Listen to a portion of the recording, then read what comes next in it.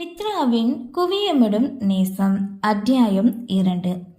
மாநகரில் காலை நேர பரபரப்பிற்கு சிறிதும் பஞ்சமில்லாது இருந்தது மனோவின் அத்தை வீடு. அத்தை காயத்ரி தலைமை தபால் துறை அரசு வேலையில் இருக்க, மாமா செந்தில்நாதன் பல நிறுவனங்களுக்கு ஆடிட்டராக இருக்கிறார். செந்தில்நாதனும் இவர்களுக்கு நெருங்கிய சொந்தம் ஆகையால் மனைவியின் உறவுகள் தன் உறவுகள் என்ற வேறுபாடெல்லாம் இவர்கள் வீட்டில் இல்லை. மேல்தட்டு வர்க்கத்திற்கான லக்ஸரி அப்பார்ட்மெண்ட்டில் 6ஆம் தளத்தில் சொந்த வீடு. காலையிலே சமையல் வேலைகளை வேலையால் முடித்திருக்க அனைவரும் அறக்க பறக்க அலுவலகம் கிளம்பிக் கொண்டிருந்த நேரம். எந்தவித பரபரப்பும் இல்லாது பஞ்சு மெத்தையில் நிம்மதியான நித்திரையில் இருந்தான் மனோகர். இவன் சென்னை வந்து முழுதாக 3 வாரம் முடிந்திருந்தது. அத்தை வீடு என்றாலும் இங்கும் இவன் செல்லத்திற்கும் செல்வாக்கிற்கும் குறைவில்லை. எங்கிருந்தாலும் அங்கே அவன் சுகவாசிதான். அத்தை மகன் தர்ஷன் அலுவலக உடைகளை இஸ்திரி செய்து கொண்டிருக்க, அவன் காதில் தங்கியிருக்கும் அலைபேசி வழி இணைப்பில் இருந்தால் அவன் மாமன் மகளும் வருங்கால மனைவியுமான மலர். அந்த எருமை இன்னுமா எந்திக்கல? மலர் விசாரிக்க, எழுந்துட்டான், ஜாக்கிங் போயிருக்கான். அசால்ட்டாக பொய்யுரைத்தவன் மச்சானை விட்டு கொடுக்காது காப்பாற்ற நினைத்தான். டேய் தர்ஷன், என் ட்ரெஸ்ஸை அயன் பண்ண வேண்டாண்டா, இனி நான் அந்த வேலைக்கு போக போறதில்ல. படுக்கையில் புரண்டபடி குரல் கொடுத்தான் மனோகர். என்ன? தர்ஷன் அதிர்ந்து திரும்ப, என்ன சொன்ன?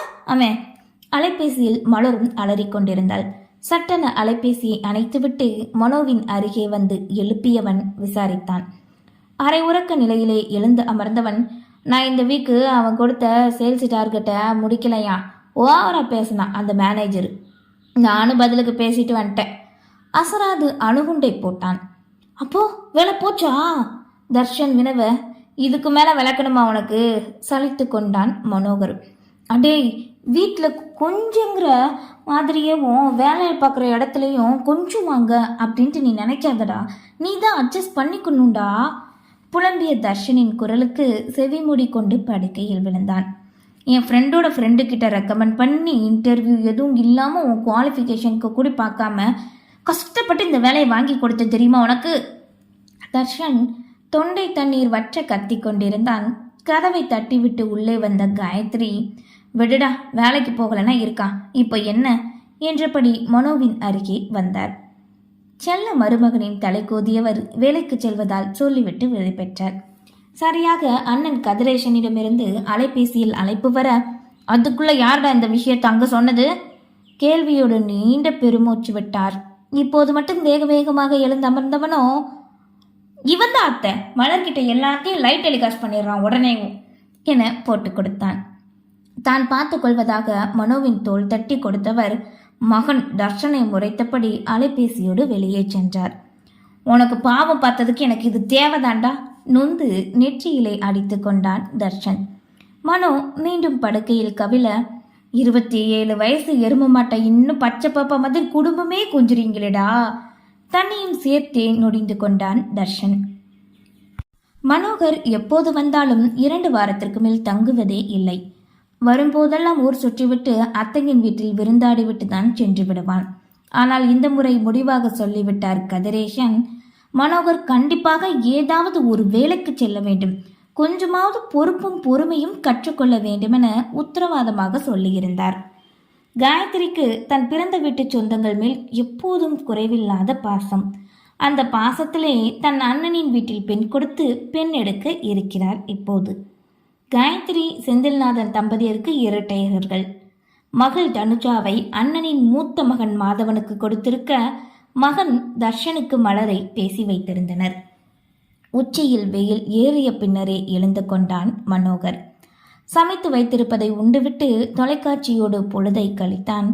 மாலை நேரமாக அங்கிருக்கும் பூங்கா, விளையாட்டு மைதானம் என சுற்றிவிட்டு வேடிக்கை பார்த்தபடி ஒரு பெஞ்சில் சிறிது நேரம் அமர்ந்திருந்தான். ஊரும் உடன் சுற்றும் நண்பர்களும் நினைவில் வர ஏக்க பெருமூச்சு விட்டு கொண்டான். அதைத் தொடர்ந்து உடைந்த கேமராவின் ஞாபகமும் வந்தது. வரும்போதே கையோடு அள்ளி வந்திருந்தான். இங்கு வந்ததுமே கடையாக ஏறி பார்த்து விட்டால் பாடி மற்றும் லென்ஸ் முழுவதும் சேதமடைந்து உள்ளது, சரி செய்ய இயலாது என்று விட்டனர். பயனற்ற பொருளான போதும் தூக்கி போட மனமில்லாது பந்தஸ்தாக பாதுகாத்து வைத்துள்ளான். இவன் நேசம் வைத்து விட்டால் அந்த பொருள் எந்த நிலையில் இருந்தாலும் அதன் மீதான இவன் நேசம் மாறுவதே இல்லை.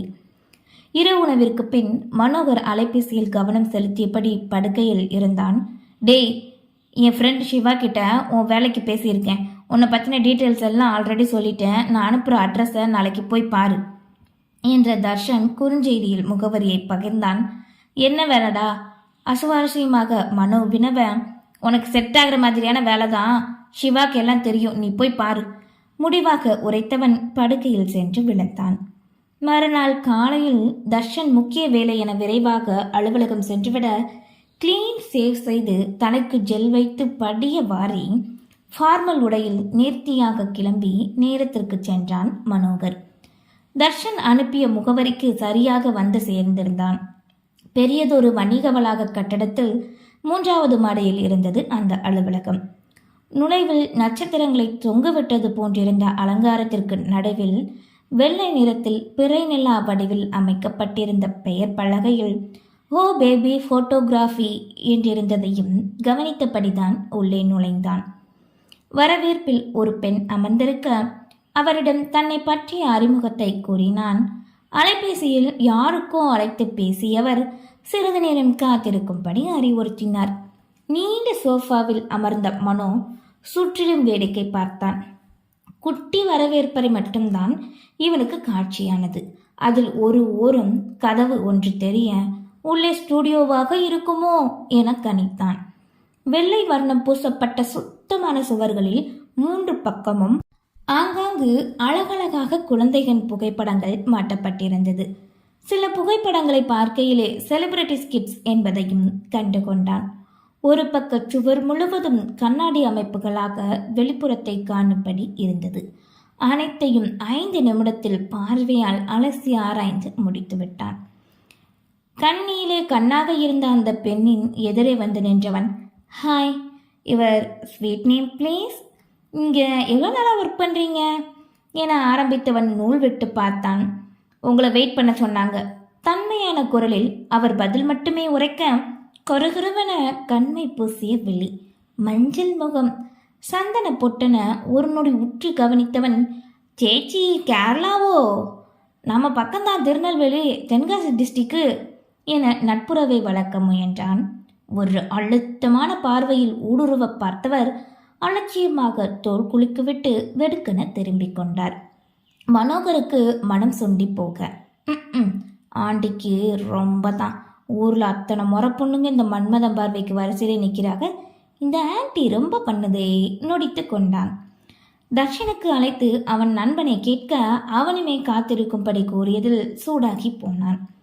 மனோகரால் ஒரு இடத்தில் 1 மணி நேரத்திற்கு மேலாக சும்மா இருப்பது என்பது இயலாத காரியம். குறுக்கும் நெருக்குமாக நடந்தே அளந்து முடித்திருந்தவன் பொறுமை பறக்க ஊரில் இருக்கும் தன் நண்பர்களுக்கு அழைத்தான். ஏலே மச்சான், ஒரு மேட்ச் போடுவோமாலே என அழைத்தவன் அவனின் அனைத்து நண்பர்களையும் அணி திரட்டி ஆன்லைனின் கேம் விளாட தொடங்கிவிட்டான். ஏலே மச்சான், உன் லெஃப்ட் கார்னர் இருக்கேன் பாரு, என்னை ரெக்வஸ்ட் பண்ணல. டேய் பங்காளி, உனக்கு பின்னாடி இருக்கேன் பாரு தக்காளி. ஆர்வ மிகுதியில் தன் கூட்டாளிகளுக்கு சத்தமாக கமெண்ட்ஸ் கொடுத்தபடி தன்னை மறந்து விளையாட்டில் மூழ்கியிருந்தான். இவனின் இந்த அழைப்பறைக்கெல்லாம் திரும்பி ஒரு பார்வை பார்த்த பெண் பின் எதுவும் கண்டுகொள்ளவில்லை. நேரம் செல்வதே தெரியாது மனோகர் விளையாண்டு கொண்டே இருந்ததில் சுற்றும் புறம் மறந்து போனான். இவன் எதிரே ஒரு உருவம் அவனை கடந்து சென்றது. 2 மீண்டும் திரும்பி இவன் எதிரே நின்று ஒரு வினாடி உற்று பார்த்து விட்டு பின் விலக, அப்போதுதான் உள்ளுணர்வு ஏதோ உந்த சட்டென நிமிர்ந்து பார்த்தான் மனோகர். சாம்பல் நிறத்தில் ஃபார்மல் பேண்ட், அதே நிறத்தில் டிஷர்ட்டும் அணிந்தபடி பிரவுன் நிறத்தில் கலரிங் செய்த சுருள் குழல்கள் தோளில் தொகையாக விரிந்தாட விறுவிறுவென செல்லும் பெண்ணின் பின்பக்க தோற்றம்தான் கண்டான். நூடுல்ஸ் மண்ட. ஆர்வ மிகுதியில் தன்னாலே இவன் உதடுகள் முணுங்கிக் கொள்ள, அப்போதுதான் வரவேற்பில் இருந்த பெண் வேறு அவளுக்கு வணக்கம் தெரிவிக்க மனோவின் மனதில் சின்னவோ உறுத்தல். சட்டென விளையாட்டை கைவிட்டு தர்ஷனுக்கு அழைத்தபடி எழுந்து சென்றான். வேலையின் பரபரப்பில் மத்தியில் தர்ஷன் அழைப்பை எடுத்ததுமே, உன் ஃப்ரெண்டு சிவான்னு சொன்னியே, அந்த பொண்ணுன்னு ஏம்ல சொல்லல காய்ந்தான். டேய், அவ பேர் சிவன்யா, நாங்கள் சிவான்னு தான் கூப்பிடுவோம். மறுமுனையில் தர்ஷன் பெயர் காரணம் கூறிக்கொண்டிருக்க பொறுமை இழந்த மனோ, நல்ல வாயில் வரும் பாரு, என்னை இந்த பொண்ணுக்கிட்ட வேலை பார்க்க அனுப்புனியா என்றான் அதிர்வோடு. அப்போதே எதிரே இருக்கும் கண்ணாடியில் லேசாக அவள் பின்பும் நிழலாட கண்டவன் செவியில் இருக்கும் அலைபேசியோடு சடாரென திரும்பி பார்த்தான். இவனுக்கு நேராக கை கட்டியபடி நின்றிருந்தாள் சிவன்யா. நாசி நுனி வரையிலும் சிவந்திருக்க வெப்ப கதிர்வீச்சாக இவனை நோக்கி வந்தது முதல் பார்வை. அசராது அழுத்தமான எதிர்பார்வை. மோதலோடு நின்றிருந்தான் மனோகர். திரும்பியவள் வரவேற்பறையில் இருக்கும் கதவை திறந்து கொண்டு உள்ளே செல்ல தன்னை அலட்சியப்படுத்துவதாகவே நினைத்தான் மனோ. மேடம், கேபினுக்கு உங்களை வர சொன்னாங்க. ரிசப்ஷனில் இருந்த பெண் செய்தி வாசித்தார். வரவேற்பை கூட பணியாள் மூலமாக கூறியது மணிக்கணக்காக தன்னை காக்க வைத்த கடுப்பு. அது மட்டுமின்றி இவ்வளவு நேரமாக தான் சிவா என நினைத்திருந்த இடத்தில் சட்டென பெண் ஒருத்தியை பொருத்தி பார்க்க முடியாத தடுமாற்றம். அவள் காட்டி சென்ற அலட்சியம் அனைத்தும் மனோகருக்கு எரிச்சலூட்டியது. கைவிரல்களை மடக்கி தளர்த்திய மனோ பின்னங்கலத்தை தடவியபடி உள்ளே சென்றான். கதவை திறந்தால் குறுகலான வழிப்பாதை. 2 பக்கச் சுவரிலும் பிறந்த குழந்தை முதல் 10 வயது குழந்தைகள் வரை அழகழகான புகைப்படங்கள் அணிவகுத்து இருந்தது. பாதையின் முடிவில் விலாசமான பெரிய ஹால் ஸ்டூடியோவிற்கான அத்தனை அம்சத்தோடும் இருந்தது. இவன் நிற்கும் இடத்திற்கு 2 பக்கவாட்டிலும் 2 அறைகள் போக எதிரே கண்ணாடி கதவுகள் வைத்த 2 அலுவலக அறைகள். அனைத்தும் தாராளமாக பரந்த பரப்பளவில் பளிச்சென்ற வெளிச்சத்தோடு இருந்தது. கண்களை உறுத்தாத மென்மையான வண்ணங்கள் எங்கும் சூழ்ந்திருந்தது. ஒரு அறையில் 3 கணினி மேசைகள் இருக்க அலுவலக அறை என்பதை உணர்ந்து கொண்டான்.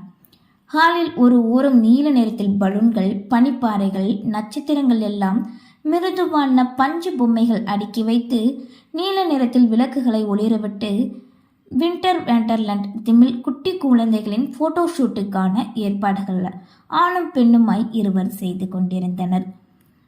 உள்ளே வந்த இவனை இருவருமே நிமிர்ந்து ஒரு புது பார்வை பார்த்தனர். சிநேகமாய் இவனை நோக்கி புன்னகை வீச பதிலுக்கு லேசாக முறுவலித்தான் மனோ. பின் மீண்டும் அவர்கள் தங்கள் வேலையில் கவனம் திருப்பி கொண்டனர்.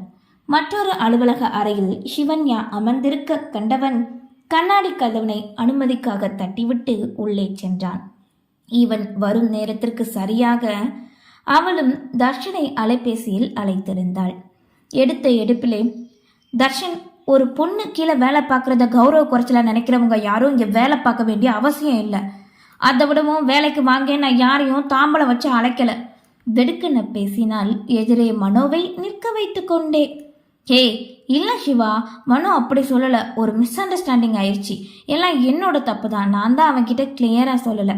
உன் பேருக்கு உன் பொசிஷனில் ஒரு ஆணை எதிர்பார்த்துருப்பான் போல. ஒன்று பார்க்கவும் அந்த ஷாக்கில் அப்படி பேசிட்டான். வேற ஒன்றும் இல்லை. எனக்காக கொஞ்சம் கன்சிடர் பண்ணேன் ப்ளீஸ். மறுமுனையில் மச்சானுக்காக கெஞ்சினான் தர்ஷன். மனோவோ அலைபேசியில் பேசிக்கொண்டிருக்கும் அவளையே இமை சிமிட்டாது ஆராய்ந்தான். மாநிறத்திற்கும் சற்று கூடுதலான வெண்ணிறம், மாசு மறுவற்ற பள்ளிங்கு முகத்தில் மைதீட்டிய புருவங்கள் தனியாக தெரிந்தது. லிப்பாம் பூசிய இளம் ரோஜா வண்ண இதழ்கள் அவளை இன்னும் மென்மையவளாகவே காட்டியது. தோற்றம்தான் அவளை மென்மையவளாக காட்டினாலும் அவள் அப்படி இல்லை என்பதை நொடிக்கொரு தரம் தெரித்து வந்து விழும் வார்த்தைகள் இவனுக்கு நிரூபித்து கொண்டே இருந்தது. நோ வே, நீ என் மேலே கோபப்பட்டாலும் ஐ டோன்ட் கேர். இந்த மெச்சூரிட்டி இல்லாத சின்ன பையனுக்கு இங்கே வேலை இல்லை. கராராக உரைத்தாள். குரலில் தொனி உயரவில்லை, ஆனாலும் அழுத்தமும் நிதானமும் நிறைந்திருந்தது. சிறுவன் என குறிப்பிட்டதுமே மனோகரின் தன்மானத்தை உரசி பார்க்க தகதகவென காய்ந்தாள். ஹே சிவா, என் மேரேஜ் வரைக்கும் தான், ஜஸ்ட் ஃபியூ மந்த் தான், ப்ளீஸ். தர்ஷன் நட்பை காட்டி வேண்டினான். தர்ஷன், அதட்டி அழைத்தவள், இது ஒன்றும் மந்த் ஒர்க் பிளேஸ் மாதிரி இல்லை. சைல்டு ஃபோட்டோகிராஃபி எவ்வளோ கவனமாக பொறுப்பான வேலை. அதுக்கு இவன் எப்படி சூட் ஆகுவார்? இவரால் 2 மணி நேரம் கூட ஒரு இடத்துல பொறுமையாக உட்கார முடியலை. இவரை வேலைக்கு வச்சு ரிஸ்க் எடுக்க என்னால் முடியாது. சாரி தர்ஷன். நிதானமோடு தெளிவாக தன் மறுப்பதற்கான காரணத்தையும் கூறினாள். தோழியின் கூற்றில் இருக்கும் நியாயங்கள் புரிபட அதற்கு மேல் கட்டாயப்படுத்த முடியாத இயலாமையில் தர்ஷன் அதிகமாகி போனான். அனைத்தையும் கேட்ட மனோவின் முகமோ சுண்டி போனது. இவ்வளவு நேரம் இவன் தன்னை காக்க வைத்திருக்கிறது தனக்கு வைத்த பரிசோதனை என அறிய பற்களை கடித்தான். அவள் என்னவோ பள்ளி ஆசிரியரை போலவும் இவனை தவறு செய்த மாணவனாக பாவித்து தர்ஷனிடம் முறையிட்டு கொண்டிருக்க மனோவின் தன்மானம் வெகுவாய் சீண்டப்பட்டு விட்டது. இவன் பொறுமையை மொத்தமாக நெருப்பில் இட்டு பொசுக்கி பார்த்து பரிசோதித்து விட்டால் தாழ முடியவில்லை. சுயமரியாதை வீறு கொண்டு எழ விரைத்து நின்றிருந்தான். இதன் அத்தனை பெரிய அரசு பதவியா? சரிதான் போட்டி என தூக்கி எறிந்துவிட்டு போகச் சொல்லி மனோவின் மனம் துடித்தது. சரியாக அதே நேரம் மனோவின் பார்வை தாழ அவள் மேசையில் ஒய்யாரமாக வீட்டிருக்கும் சோனி ஆல்ஃபா 7 சொக்க வைத்து விட்டாள். புகைப்பட கருவி பார்வையில் பட்டதும் ஆசை மனம் ஆட்டம் காட்டியது. பால் கண்ட பூனையாக பசியில் உள்ளம் குதூகலித்தது. அதுவரையிலும் ஆற்றாமையில் அனலாக தகித்தவன் பன்னீரை தெளித்தது போன்று நமந்து போனான். மேசையிலிருந்து உயர் பார்வை அவளை தழுவியபடி உயர்ந்த தாமரை முகத்தில் குவியமிட்டது. முகம் பார்த்தபடியே, தோற்றத்தை வச்சு ஒருத்தவங்கள இப்படித்தான் நீங்கள் ஜட்ஜ் பண்ணுவீங்களா? உங்கள் ஜட்ஜ்மெண்ட் ரொம்ப தப்பு மேடம். நேரடியாகவே குற்றம் சுமத்தினான். தர்ஷனோடு பேசிக் கொண்டிருந்தவன் நிதானமாக நிமிர்ந்து இவன் முகம் பார்த்தாள். ஓ, ராகமாக இசைத்த குரலோடு, சரி முறைப்படி ஒரு இன்டர்வியூ வச்சுக்கலாமா? நக்கலோடு வினவினாள். நீ யார் சிறுவன்? என் அறிவுக்கும் அனுபவத்திற்கும் நீ என்னை சுட்டி காட்டுவதா என்பதைப் போல் மிதப்பான பார்வை வீசினாள். வளைந்த இதழோரம் ஏளனச் சிரிப்பு ஒன்று பூக்க இவளை நோக்கி வீசிய மென்னகையில் இலக்காரம் தெரித்தது. மறுபுறம் அனைத்தையும் கேட்டிருந்த தர்ஷன் தலையில் அடித்து கொண்டான். அவளே மனசு இறங்கி வந்தாலும் வந்திருப்பா. வெண்ணை தரண்டு வரும்போது தாலியை உடைச்சிட்டான் பாரு இந்த முட்டா பையன், நொந்து கொண்டான் தர்ஷன். அவள் நேர்காணல் என்ற நொடியை உள்ளுக்குள் கொஞ்சம் சறுக்கிய மனோ வெளிக்காட்டு கொள்ளவில்லை. ப்ரொஃபஷ்னலாக எனக்கு ஒர்க் பண்ண எக்ஸ்பீரியன்ஸ் இல்லை தான், அதுக்குன்னு என்னோட ஒர்க் ஸ்டைல் எப்படின்னு பார்க்காமலே சொல்லாதீங்க. முகம் சுருக்கி கொண்டு மூக்கு விடைக்க சிறுவனாக முறையிட்டான். ரொம்ப பேசுகிறானே மனதில் நினைத்தவள் நெற்றியோரம் தடவியபடி, தேவையில்லை, என் ஸ்டூடியோக்குள்ளே வரதுக்கு அடிப்படை தேவை பொறுமையும் நிதானமும் தான், அதுவே உங்ககிட்ட இல்லையே. முகத்தில் அடித்ததை போல் நேராக சொல்லிவிட்டாள். மேடம், சீற்றமாக அழைக்க, get out of the studio. அழுத்தமாக பற்களை கடித்தபடி வீசினாள் வார்த்தைகளை. நன்றி.